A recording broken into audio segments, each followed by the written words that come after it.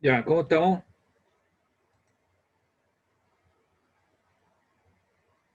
Bien, Ya.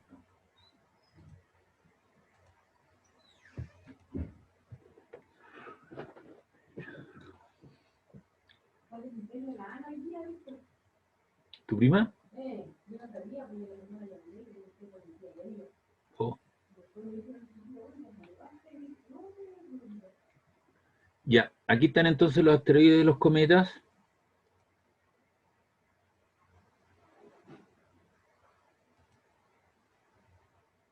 Hay algunos de ellos que no los vamos a ver más, porque vamos a estar en el cajón.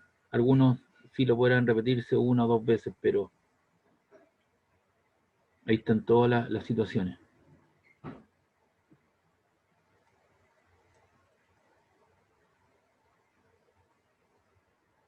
Entonces aquí están los meteoritos también. La mayoría de ellos se desintegra al integrarse, al pasar debido al roce a la atmósfera terrestre. Y hay una teoría que se llama la panspermia. La panspermia corresponde a una hipótesis que establece que la vida puede tener su origen en cualquier lugar del universo y de allí se disemina a otras regiones del cosmos. Según esto, la hipótesis de la vida puede existir, que existe hoy en nuestro planeta, puede surgir de otro sistema de galaxias y haber sido transportada a la Tierra mediante algún cometa o algún asteroide, pero ¿qué evidencias existen de la panspermia? No se sabe.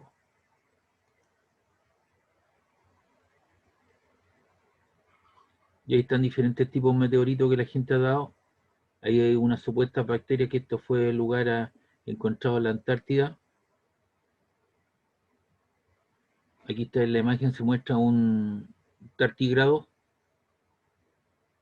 que son elementos bichos que existen en diferentes lugares y que bajo ciertas condiciones de temperatura, presión, calor, ellos sobreviven, no le afecta mucho.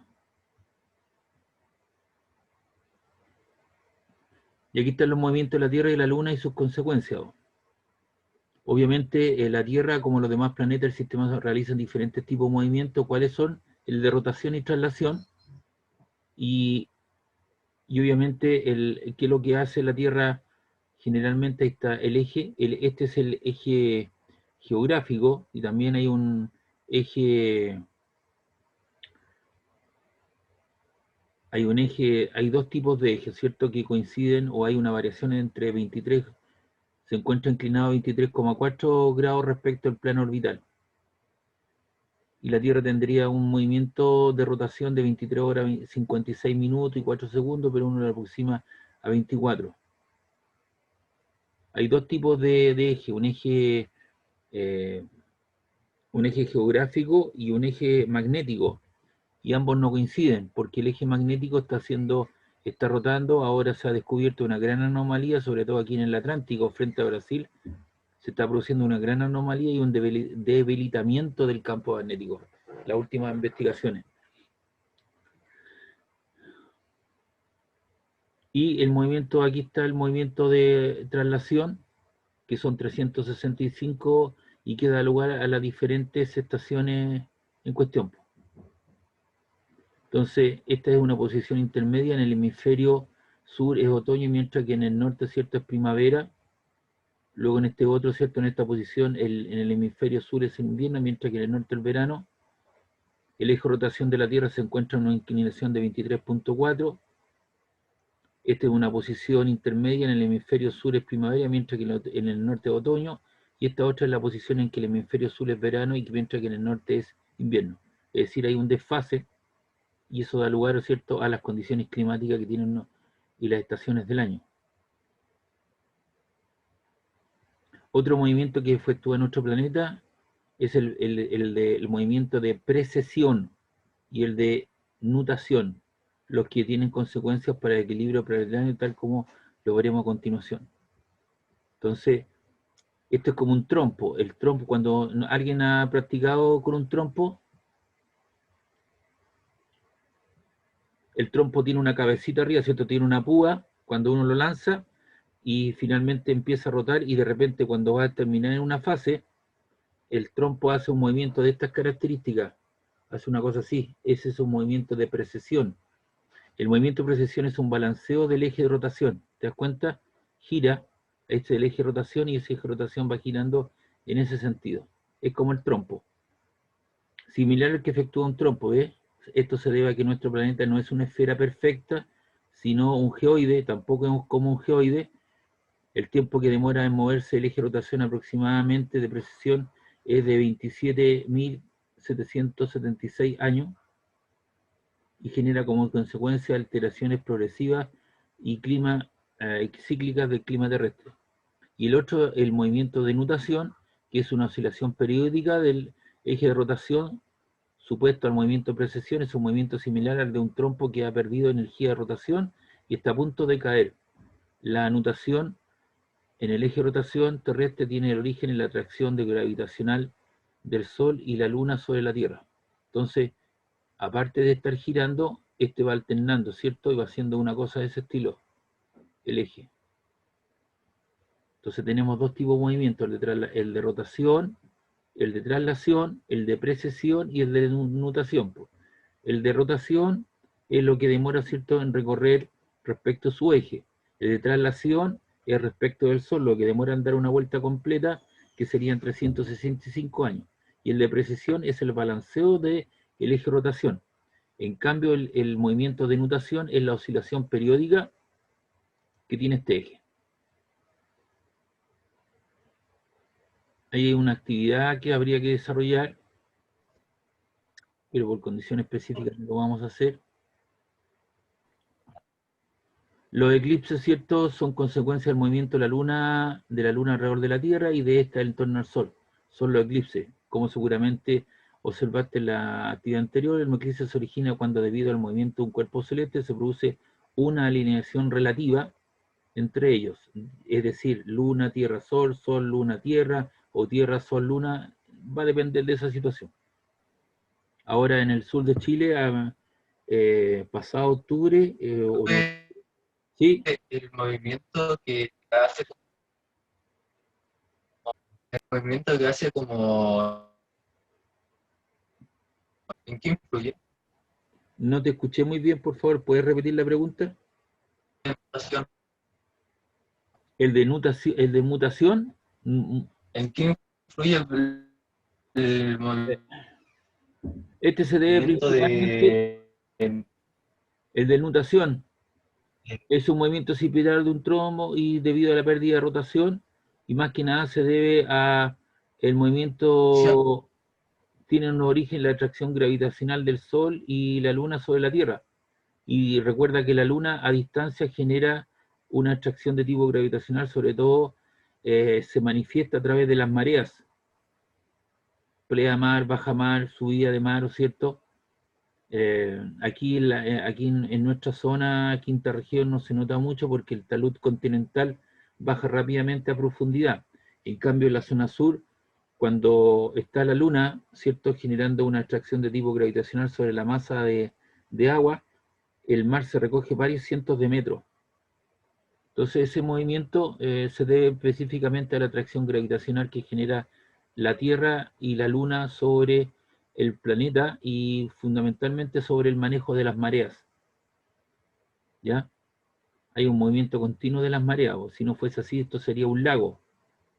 Y todo lago tiende a decantar, o cierto, una serie de cosas. En cambio, hay un movimiento continuo de las mareas, de las aguas, y eso genera tsunamis, genera grandes movimientos de masas de agua, como el caso de la presencia de la niña, del niño, ¿cierto? Sobre todo en nuestra costa, frente a la placa de Nazca, y eso da lugar a grandes movimientos de masas de agua, más tibias, más frías, más calientes, más heladas. Se supone que cuando entra la niña, ¿cierto? Produce alteraciones en la presión atmosférica, la temperatura del agua, y eso hace que haya menos o más cantidad de agua caída, y eso hace que el año sea más seco, más árido o más mojado, mayor cantidad de agua. El niño dicen que es llorón, el niño nace por allá por noviembre, y como llora más, llueve más, es la presencia del niño. Entonces cuando se produce un fenómeno de grandes desplazamientos de masas de agua. Y también eso concatena, ¿cierto? Concatena que el movimiento grandes masas de peces que no se ven regularmente en nuestras costas, pues vienen atraídos por las temperaturas más altas, ¿ya? Y sobre todo en la zona norte de repente aparece una contaminación debido a la fragata, ¿cierto? Que es como una especie de masa que está por encima, que tiene tentáculos. No sé cómo se llaman esos animalitos, ¿cómo se llaman? Eh, Fragata portuguesa, medusa.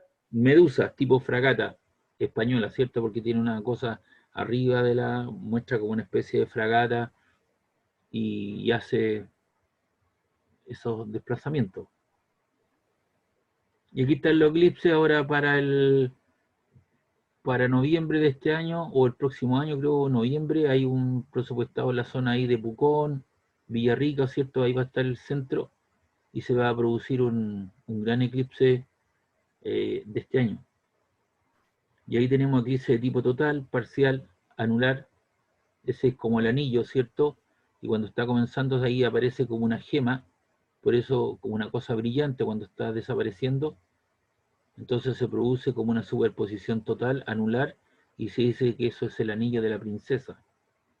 Ahí hay uno parcial y aquí uno total. Y cuando ocurre cuando la luna cubre totalmente el sol y los animalitos, ¿cierto? Sobre todo en la zona norte, las chinchillas, las alpacas, ¿cierto? O las gallinas en el campo, piensan que ya está oscuro y que tienen que ir a acostarse o tienen que ir a dormir.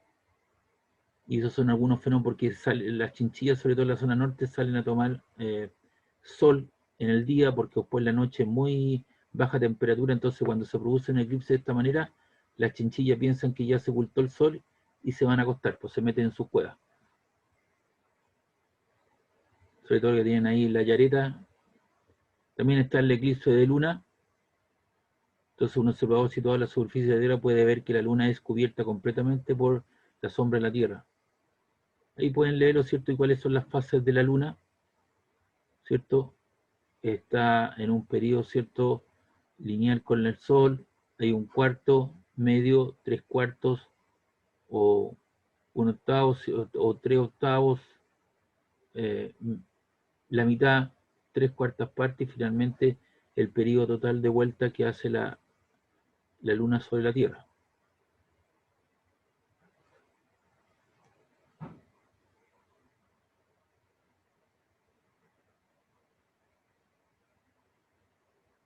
Entonces, que hay algunas preguntas que contestar, a ver si las vamos a contestar después. Y la observación de algunas estructuras, como son los cuerpos celestes, ¿ya? Y el hombre ha logrado visualizar algunas cosas, como son las estrellas, la estructura de una estrella, cómo está dada el Sol. El Sol tiene un núcleo central, luego tiene un manto, tiene una cromósfera y tiene una corona. Y la corona del Sol hay más o menos 6.000 grados Celsius aproximadamente. Y esas son las líneas de campo magnético que están saliendo, ¿cierto? Que son muy intensos. Y hay concentraciones de polvo, grandes concentraciones de hidrógeno, helio, ¿cierto? Que están en ellas y se generan de esa manera. Va a llegar un momento en que el Sol, ¿cierto? Hay un equilibrio entre dos fuerzas, la fuerza de atracción gravitacional y las fuerzas nucleares que están al interior, y se produce en este momento un equilibrio y está perdiendo masa. Va a llegar un momento en que va a perder gran cantidad de masa, ¿cierto? Y lo que va a pasar, ese equilibrio tiende a romperse, entonces el Sol lo que va a hacer va a comenzar a aumentar en volumen. Y todos los planetas que estén cercanos a la Tierra, digamos, al Sol, van a colapsar. Llámese Marte, la Tierra, y el otro era, ¿cuál era el otro que estaba cercano? Neptuno, y Neptuno van a fallecer. Y después, ¿qué va a pasar? Después va a pasar con esto, con el Sol. Y cuando pase eso con el Sol, se produce otro desequilibrio entre las fuerzas. Profe, ¿Sí? profe, ¿por qué Neptuno? ¿Ah? ¿No te escuché? Ni Neptuno, ¿Qué es Neptuno? Eso de es la los luna. planetas que van No te escucho bien. a poner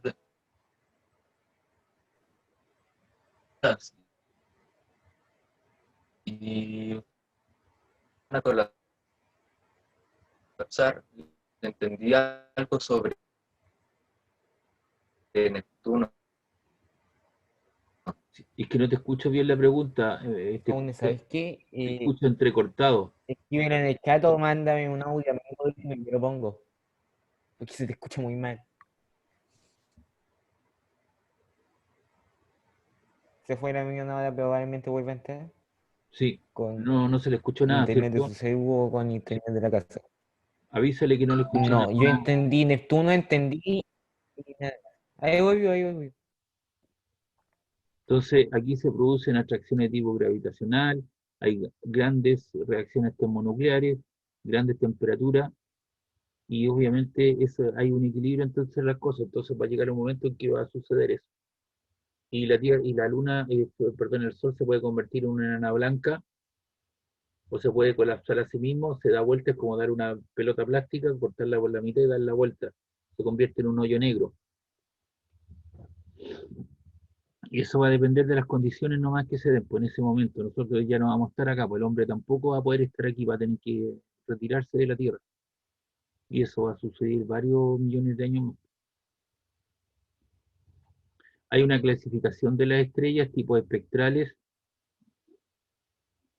Aquí hay una cuestión de temperatura, temperatura menor roja. Son entre estrellas M y L, estrellas rojas, entre los 3000 y 1600 grados Kelvin. Fíjense bien que a los grados Kelvin no se le colocará la pelotita de grado. Está al 0, B, A, F, G, y pareciera ser que nuestro está más o menos aquí entre los 5500 y los 7000 grados Kelvin. Ya cuando son más azules, 30.000 grados Kelvin, 15.000, hay ciertos valores. Y la magnitud de una estrella, ¿cierto? Hay una magnitud aparente M minúscula y la magnitud absoluta. La estrella más brillante es el firmamento es Sirio con una magnitud aparente de menos 1,46. En la imagen se compara la de Sirio con el Sol. Ahí están los tamaños de la estrella.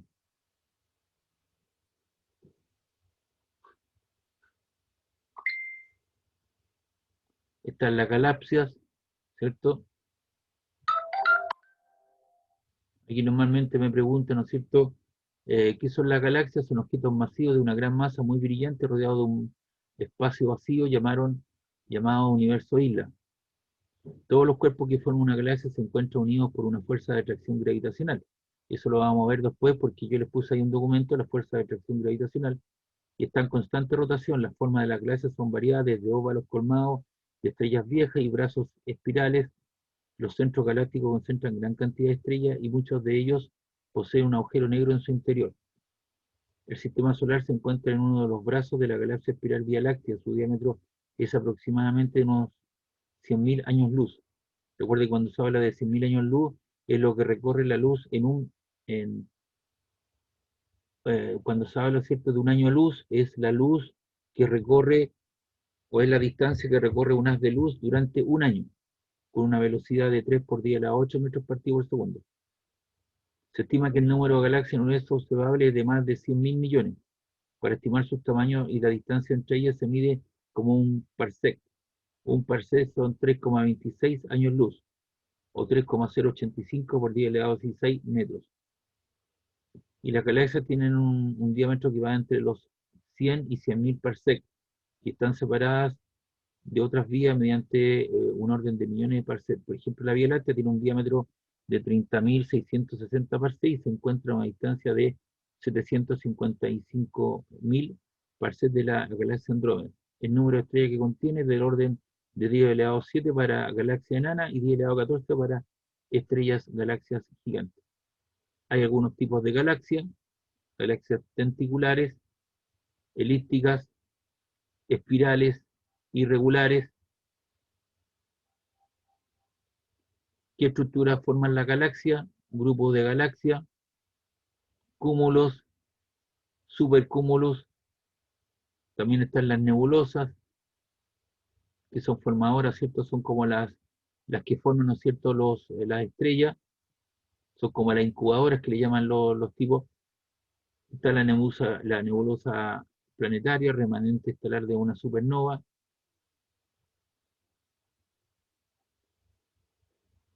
Tenemos un sistema Kepler, una zona habilitada de un sistema planetario.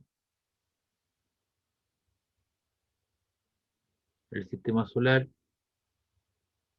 con con las estrellas, ¿cierto? Y las zonas que son habitables. Y ahí está la zona habitable, y entre ellas se encuentra la Tierra.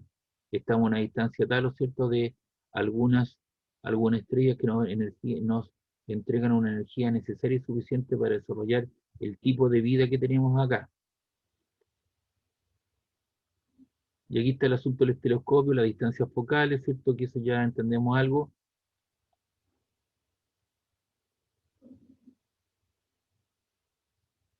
Los tipos de telescopios que tenemos, que hay, los radiotelescopios, los telescopios espaciales Hubble, el telescopio espacial Kepler, el observatorio espacial Herschel, el observatorio espacial Chandra. No es solamente uno el que más rutilante, el que me entrega mayor información, pero hay 3 o 4 más que están orbitando. Y aquí dice Chile, una ventana al universo. Yo estuve aquí en esos lugares, ¿cierto? Este es el de la Silla, el observatorio de la Silla, el BTL. Está el radiotelescopio ALMA, ¿cierto?, que es reciente, hace un par de años, el año 2011, recién comenzaron. Y aquí están los estudios de las estructuras cósmicas a lo largo de la historia. Eso lo vamos a ver con detalle en un tiempo después, quienes han trabajado. Y aquí hay un par de preguntas, ¿cierto?, en cuestión.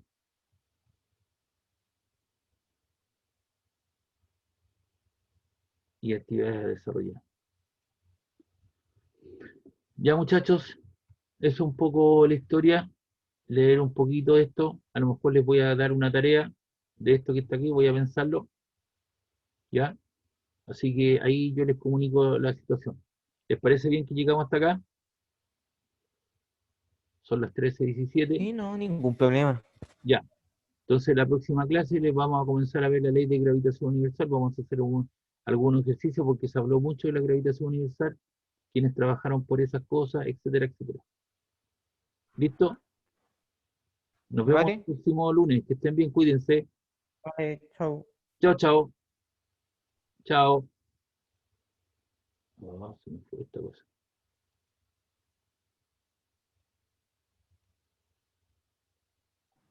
Me cansó. Chao, chao. Chao. Chao. Chao, profe. Chao, nos vemos.